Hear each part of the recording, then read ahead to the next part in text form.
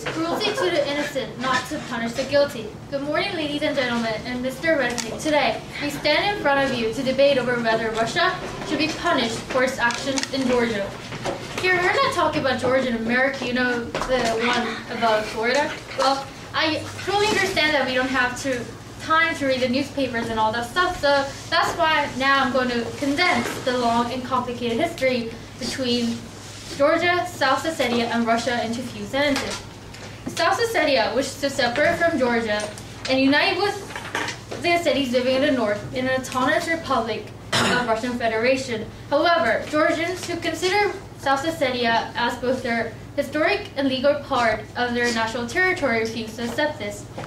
And the conflict heated up dramatically in the early morning of August 8, 2008, as Georgia launched a military operation into South Ossetia, reasserting sovereign control over their breakaway region.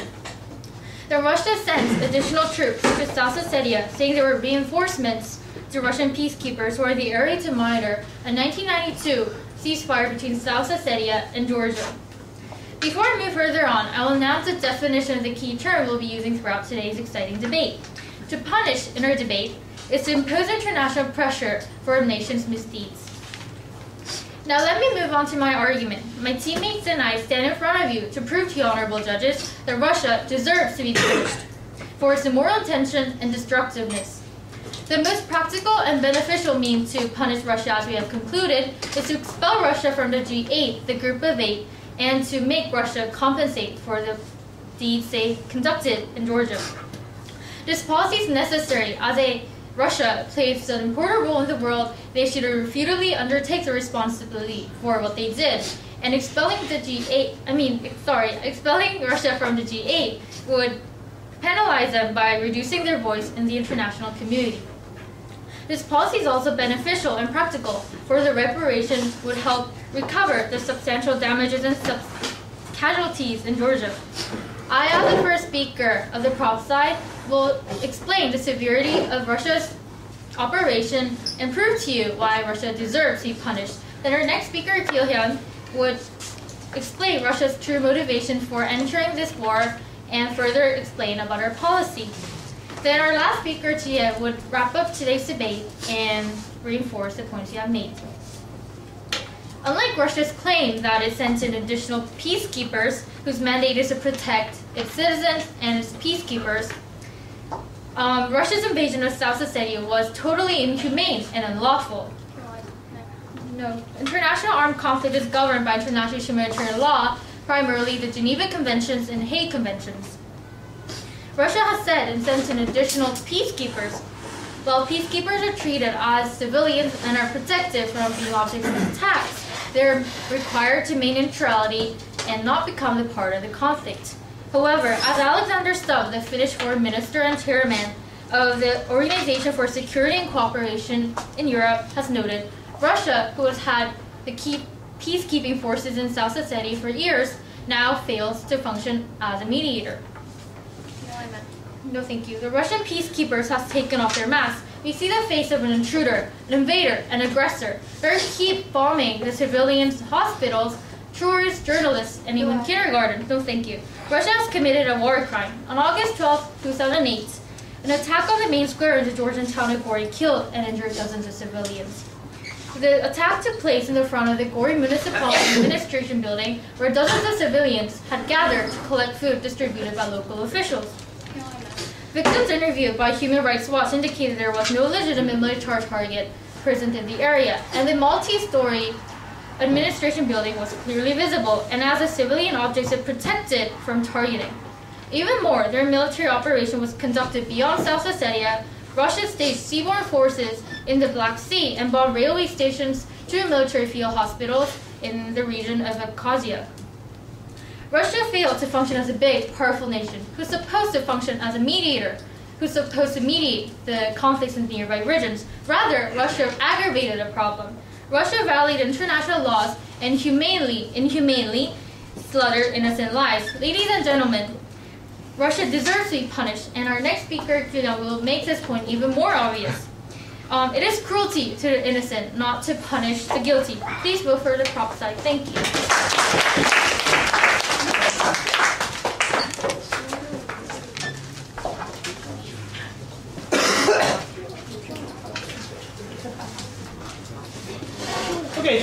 first speaker to the Trump side. Let's welcome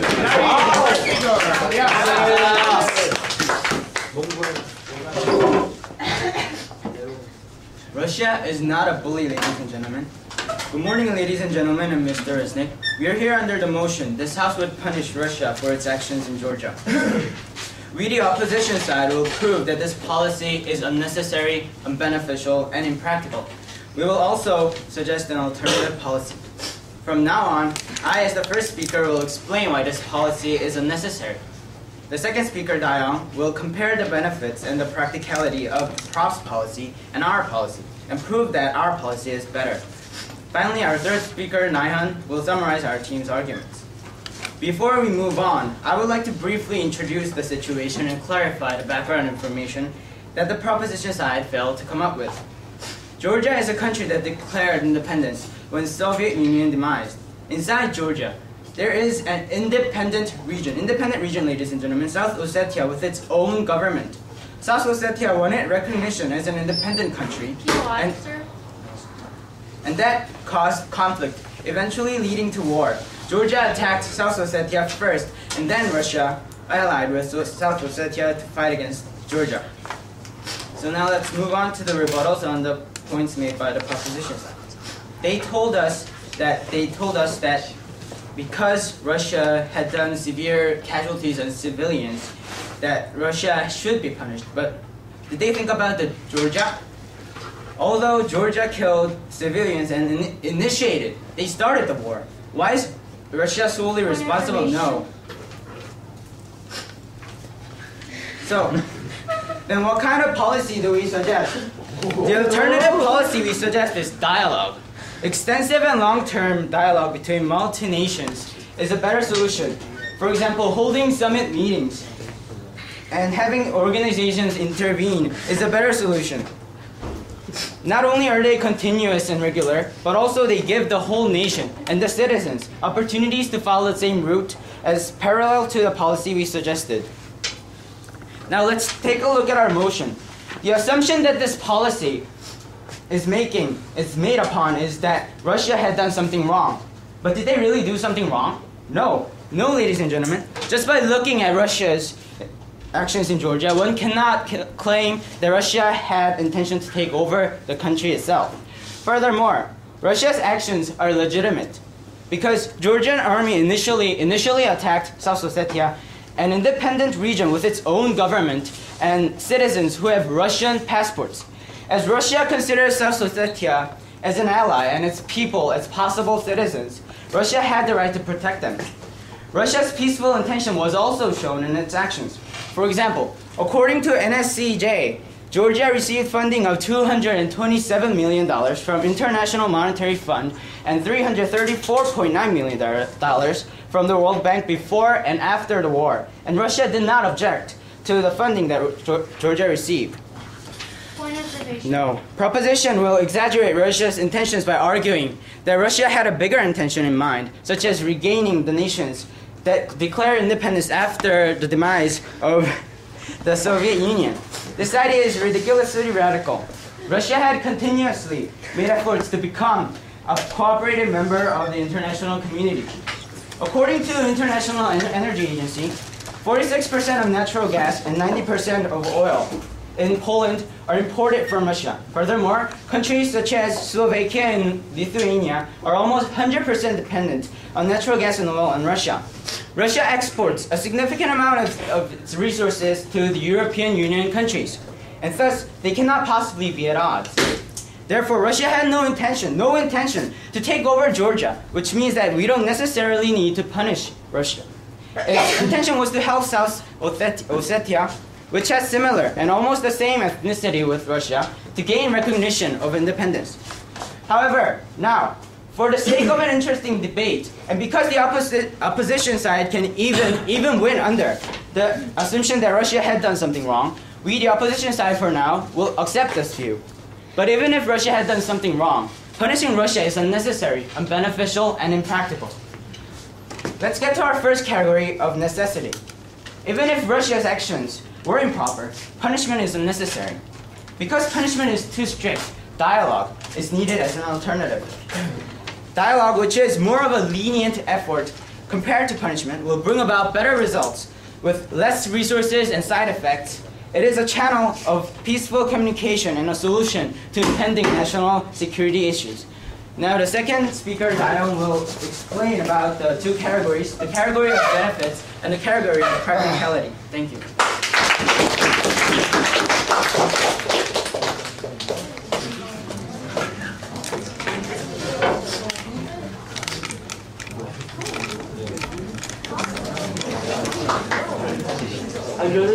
Okay.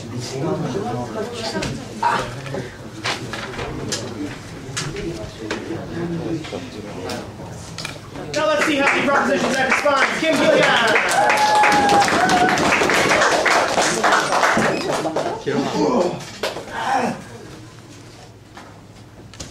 Hello, ladies and gentlemen. This is Kil-hyun Kim, the second speaker of the prop cycle.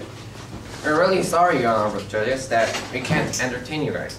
It seems that opposition side already gave up winning this debate. Before I start on, I'll let you know what I'm going to say in this debate. First, I'll point out flaws in Daewon's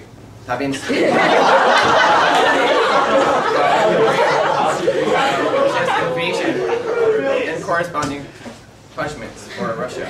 Now let's begin. Daewon said that South Ossetia is an independent country since they declared it. However, nobody proves that it's an independent country. It's mentioned as a region in Georgia in the map. And I'll just move to my argument. On our house's main argument is that Russian Federation has concealed reasons for the invasion. According to the New York Times, Russia has earned $118 billion solely from exporting petroleum in 2005. Moreover, Russia earned $13 billion from oil pipeline-related businesses. They built the pipelines, imposed taxes, and earned $13 billion. They had a big fund. However, all of the pipelines in Eastern Europe countries crossed at least a meter of Russian territory. However, except for one pipeline, the BTC pipeline. Next time. This pipeline connects Georgia and Caspian Sea. It carries 115,000 barrels per day, which is 42 million barrels per year. The PTC pipeline would have been another great financial resource for the Russians if not for the Georgia. Russia has long waited to win this pipeline over. There is another reason why Russia would have wanted to invade Georgia.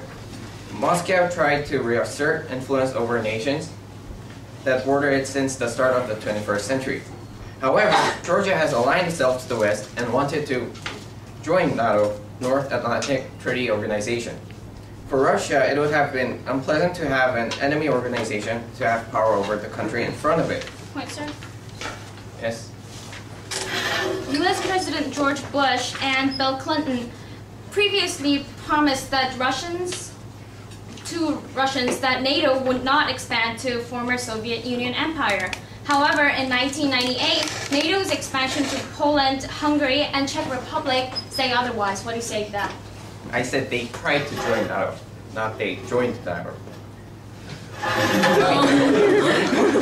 Russia will have to wait.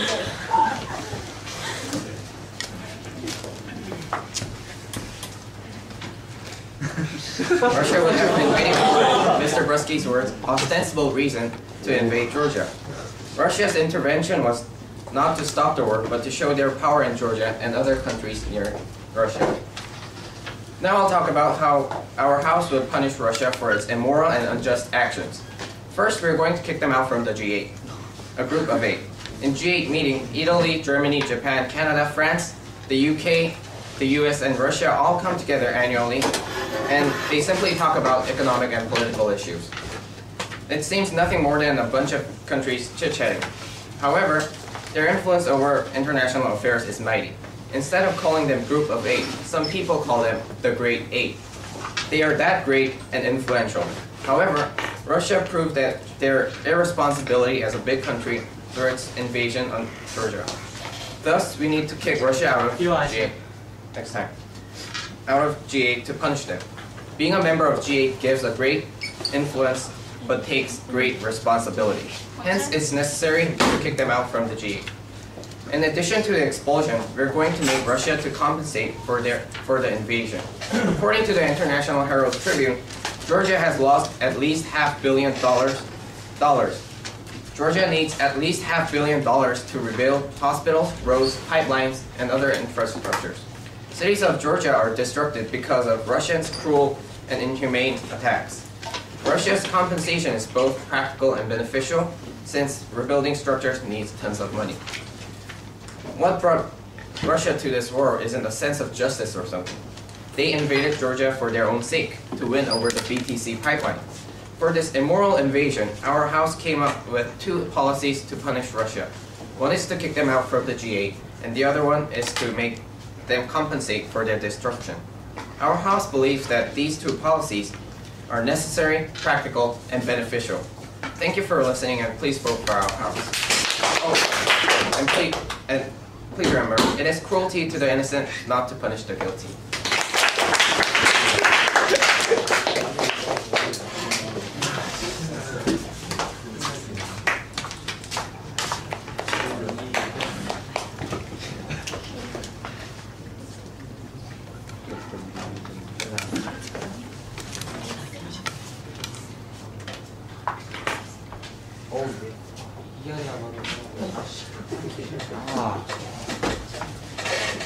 Okay, guys, let's welcome the second speaker outside. Please remember, think about what you might say for a floor speech if you happen to be asked. Okay, fine. Dialogue for Georgia, dialogue for Russia, dialogue for international community. Hello, wonderful fellow students and handsome Mr. Reznick. I'm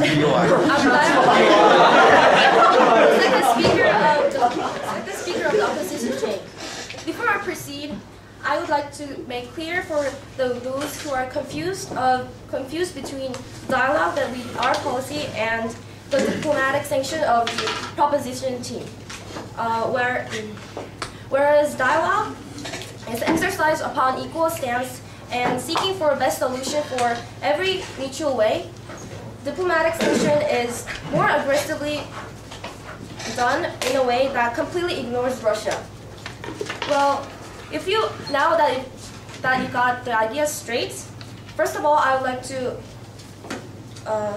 rebut to the idea that the South Ossetia is not an independent country. Is that if you search for the information, it has constitutions that claims that it's an independent country, like not independent country, but a region of independence. No. So, okay.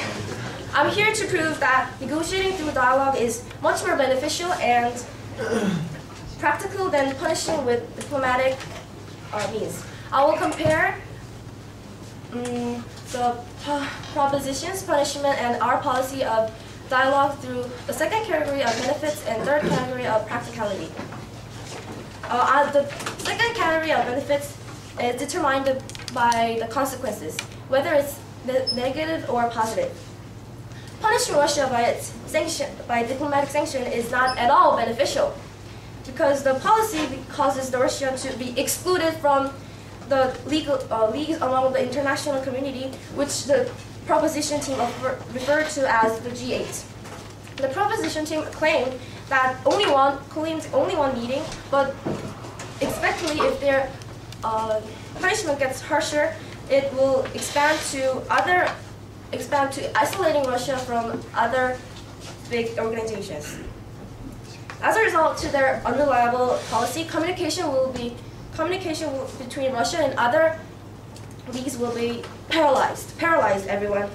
Like, that means that the world loses the important, significant component of consisting the whole world. On the other hand, our alternative policy of dialogue is beneficial, because dialogue addresses and fulfills the benefits of Georgia, Russia, and international community. In the aspect of Georgia, compromising through dialogue is beneficial because Georgia can receive protection from organizations like United Nations, and at the same time, Georgia has less possibility of getting intruded by Russia. Thus, weak countries are similar to Georgia become peace-oriented after our policy of dialogue. In Russia's stance, their own funding in EU will be stabilized, and this will lead to their economic development. Their military resources will cooperate. Yes? Why do you care about EU's development? It's nothing to do with this. It does not have nothing to do with this because behind South Ossetia's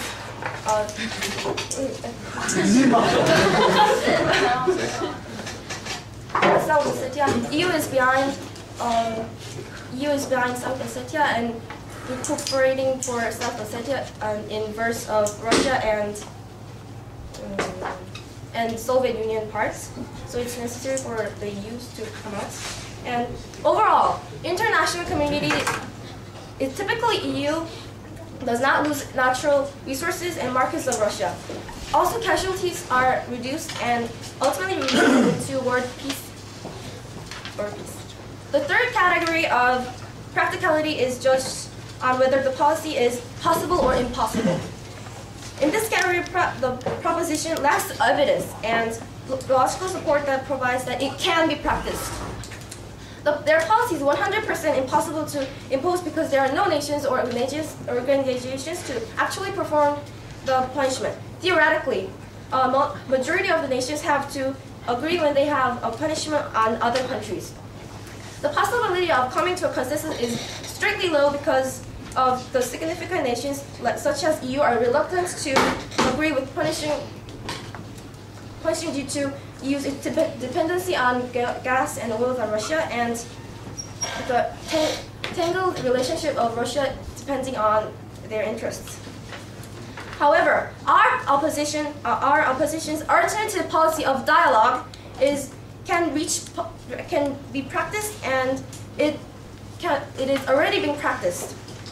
EU leaders refuse to impose sanctions on Russia and over the invasion of Georgia, admitting their reliance on Russian oil and gas at the time of conflict. To sum up my points, dialogue is more beneficial and practical than the diplomatic sanctions of the opposition. Please vote for our team, and dialogue wins the diplomatic sanctions. Thank you.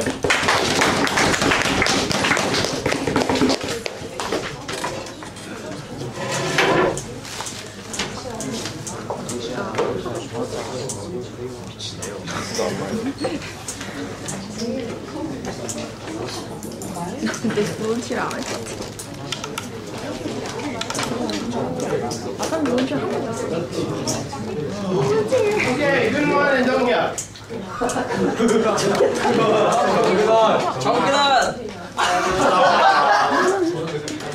I'll stand for the Opposition side, very good.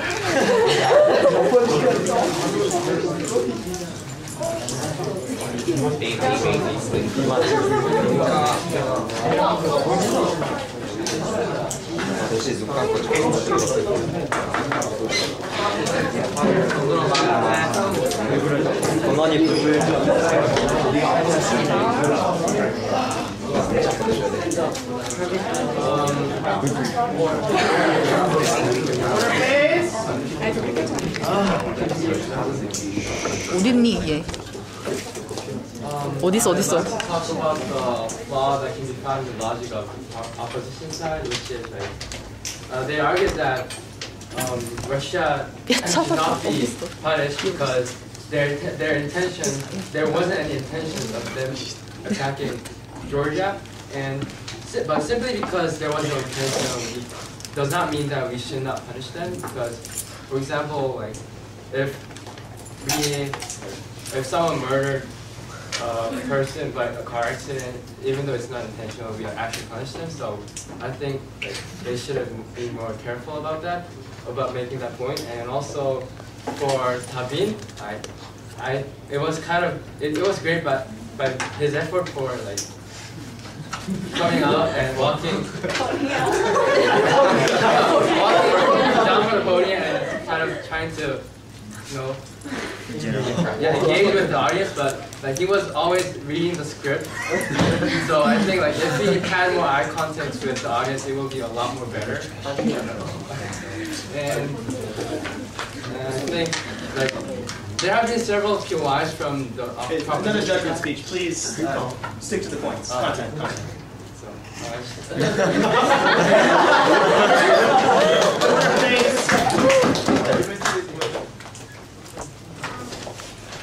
I will stand for the opposition side because primarily the from opposition side suggested that like the Russia should be kicked out of G8. It's kind of too extreme for Russia, and the second alternative is like to compensate its invasion for Georgia, but how about considering the Russians' economic situation right now?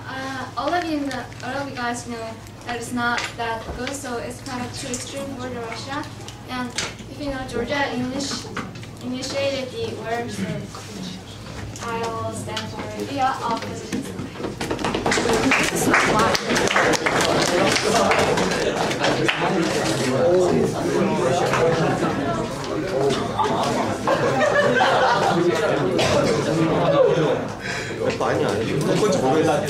이거 거야? 애들이 거기다 먹어.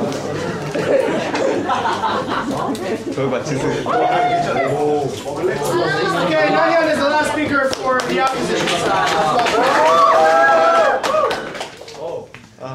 저 움직이지 마. 가만히 있어. 가만히 있어. 움직일 건데. 알았어. Forget punishment, remember dialogue. Among the issues discussed today, it all comes down to a single question. Which of dialogue and diplomatic sanction answer for the questions of necessity, benefit, and practicality? Before judging the policies under these categories, let me remind you that Russia's actions were legitimate. Russia responded to Georgia's initial attack. Russia responded for Georgia's initial attack. So, why isn't Georgia responsible for the civilian casualties that it has caused? But thanks to the generosity of opposition and for the sake of an interesting debate, we have temporarily accepted the proposition side's claim that Russia has done something bad. Now, the proposition, not realizing we have done so, wasted their precious time saying that Russia has done something bad. Yeah, okay, let's say Russia is bad for now. But the question regarding their burden still goes unquestioned. What is the reason that we should use their policy of...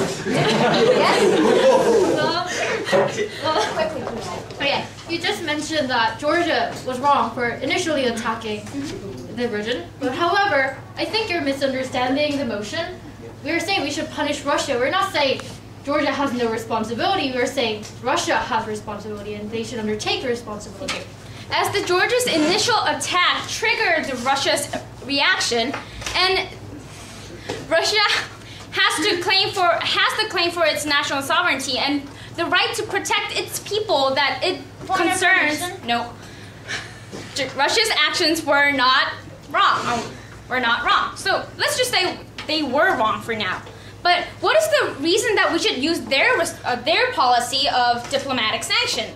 Why diplomatic sanctions instead of dialogue when we can get the same result with less resources and less effort? With this in mind, let's examine necessity, benefit, and practicality.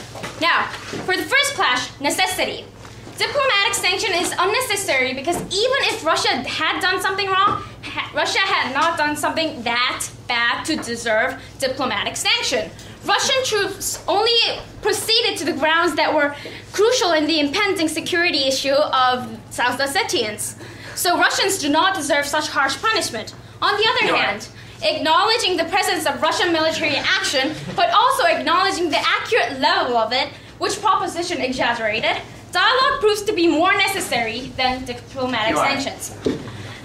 About the second issue of benefit, dialogue demonstrates its superiority over diplomatic sanctions as well. Excluding Russia from the international community will indeed result in a chaos. If Russia is cut off from any connection or a channel of communication to other nations, Russia will simply strengthen its policies that will risk other people's lives and the security of other nations. Russia's future plans will be more inclined to radical actions that will possibly bring about additional wars and conflicts.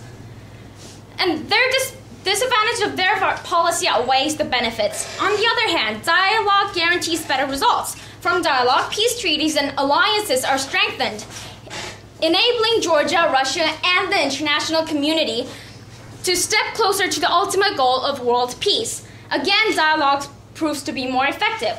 About the third class, practicality. Dialogue truly shows how impractical diplomatic sanctions are, because sanctions require an extensive enthusiasm and an official government agreement for simply all the nations mentioned by the proposition. And this is a negative action we're taking. So the chance of successfully applying diplomatic sanctions is skeptical, and skeptical. As every nation is connected with other nations in both direct and indirect ways, no country or organization will willingly apply diplomatic sanctions, risking their own interests, making this policy impractical. So on the other hand, dialogue is practical because it is a convenient means of communication that any nation or organization can reach without so much effort.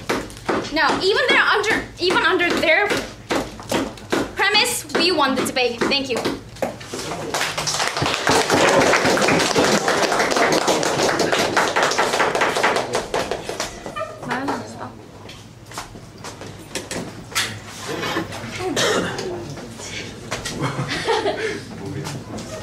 Okay, the last speaker in this debate is Park Ji-hye. Let's welcome her. Okay, ladies and gentlemen, before I move on to what our side believes, I'd like to make clear that in New York Times, August 12th, South Ossetia, though declared independence, is not recognized in the international community as a state. And also, the floor speaker mentioned about Russia's economic status, but I think that is irrelevant to our debate. So, it is cruelty to the innocent not to punish the guilty. I suppose you honorable judges have heard this sentence for about 4 times before I just said it from our excellent first and second speakers. And I'd like to inform you that you will be hearing it once more as I progress my speech. However, don't you dare get bored by this. Instead, I recommend you to get used to it and appreciate the meaning. The whole words in this sentence convey a universal truth that can be easily applied to every single incident in our lifetimes. And thus, this House would punish Russia, the guilty, in order not to let the innocent helplessly cry because of what the guilty has done. Ladies and gentlemen, I'd like to first point out that the opposition side and the floor speaker have completely failed to prove why the guilty Russia cannot be punished for its guilt. First of all, the opposition side didn't have a specific policy. Worthy nations gather and do have a tea party and kill time chit-chatting, exchanging bribes to cover up what they did. Also, the opposition side totally failed to perceive the severity of Russia's attack. The severity has been acknowledged worldwide by US and other influential countries.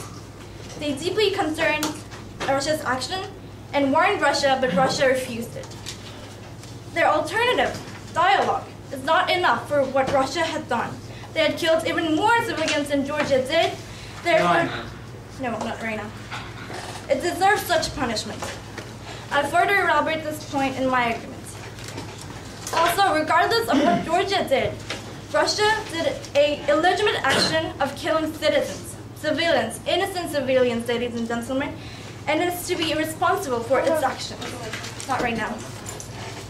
Now here's what our side believes in. First, Russia's action in Georgia was inhumane, unlawful, and disproportionate. Point, ma'am? I think when you're giving POI, you should stand up. I'm not accepting right now. First, peacekeepers who are supposed to be treated as civilians and who are maintained as neutral took off their peaceful looks and bombs all over Georgia beyond South Ossetia, with faces of hurtless violators. The peacekeeper had faces of hurtless violators, ladies and gentlemen, and attacking on non-military objects, killing dozens of innocent citizens. Can never be justified, for there were way severe attacks compared to that of Georgia's. Second, Russia has done all these not for the purpose of keeping peace in the neighboring region. They did it for their own interests, political and economic interests.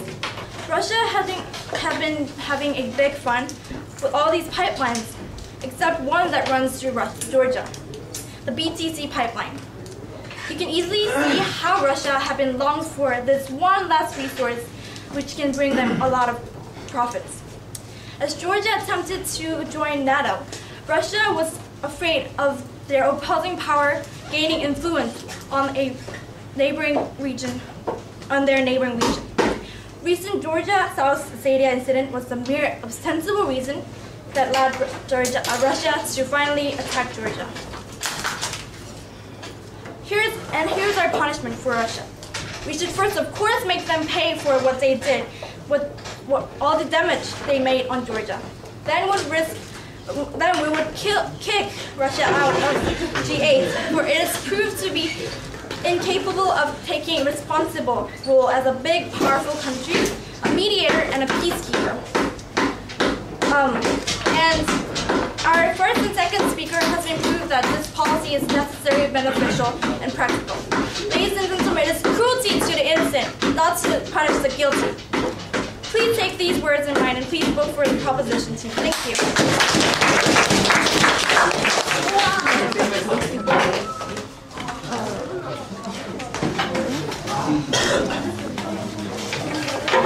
Okay, please keep your judgments to yourself, guys. Please put your heads down.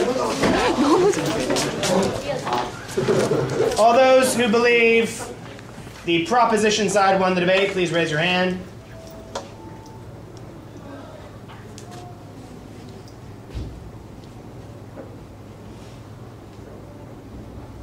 Hands down. All those who believe the opposition side won the debate, please raise your hands.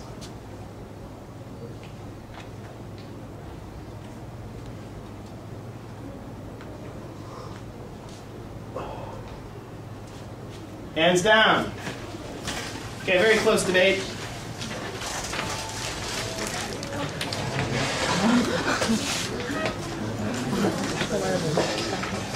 A couple of things that both sides did well. In fact, both sides did a little bit better. We saw a little bit more team consistency, didn't we?